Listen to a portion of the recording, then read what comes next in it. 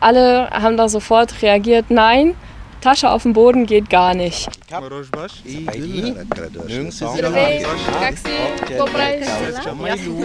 Ich heiße Antonia, ich bin 20 Jahre alt und ich komme ursprünglich aus Hannover. Nachdem ich mein Abi 2016 gemacht habe, war ich für ein Jahr in Bulgarien, in Blagoevgrad. Ich war über die Organisation Kulturweit Freiwillige am Fremdsprachengymnasium Akademie Lyudmil Stojanov in Blagoevgrad. Dort habe ich den 8., 9. und 10. Klassen Deutsch beigebracht. Meiner Meinung nach waren sie auch sehr diszipliniert, einfach weil sie sehr neugierig waren und wirklich den Willen hatten, Deutsch zu lernen, weil sie ein Ziel vor Augen hatten. Und zwar von den meisten war das dann eben die C1-Prüfung zu bestehen und nach Deutschland zu können.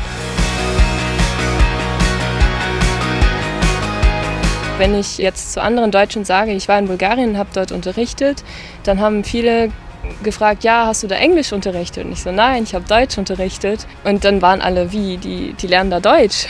Und ich so, ja, die lernen Deutsch, die wollen nach Deutschland kommen. Und das ist vielen Deutschen gar nicht bewusst. Deutschland ist da ein sehr beliebtes Land, habe ich rausgefunden.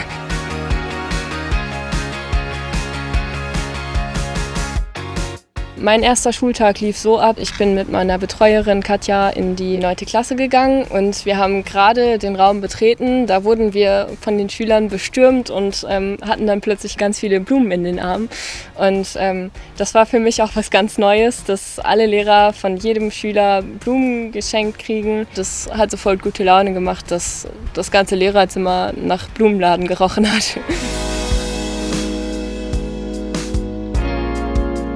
Ich hatte einmal 4 Vertretungsstunden hintereinander in derselben 8. Klasse, sehr spontan, und für die ersten 2 Stunden konnte ich dann auf die Schnelle noch was vorbereiten. Und danach hatte ich nicht mehr viele Ideen, was ich jetzt machen kann mit denen. Und dann kamen einige Schülerinnen und Schüler direkt auf mich zu und meinten, Toni, können wir einen Volkstanz tanzen zusammen? In der Vertretungsstunde mit der ganzen Klasse. Und ich so, ja, wenn das alle machen wollen, natürlich.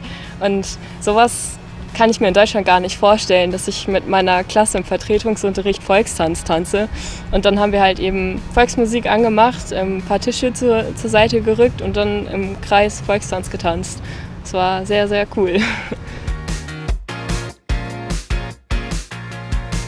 Typisch bulgarisch ist auf jeden Fall mal für mich, dass das Nicken und das Kopfschütteln andersrum ist als in Deutschland. Also wenn man nickt, heißt es Nein, und wenn man den Kopf schüttelt, heißt es Ja. Es war sehr schwierig, sich daran zu gewöhnen.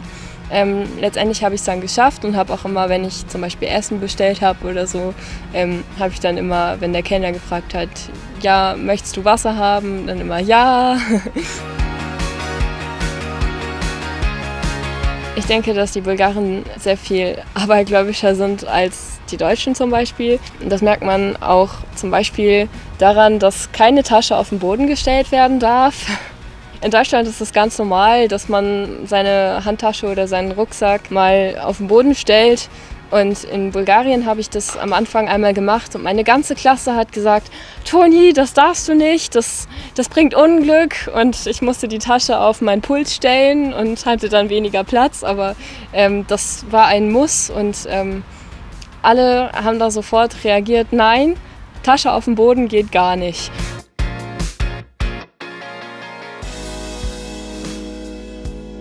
Was ich wichtig finde, ist, dass man sich auch mal traut, in ein Land zu reisen und dort länger zu bleiben, auch wenn man vorher noch gar keine Vorstellungen davon hat und nicht viel darüber weiß. Ich finde es wichtig, dass man nicht nur in die Länder reist, die, sag ich mal, in der Mode sind. Also ich hätte jetzt zum Beispiel nach dem Abi auch einfach, wie viele, nach Australien gehen können oder so.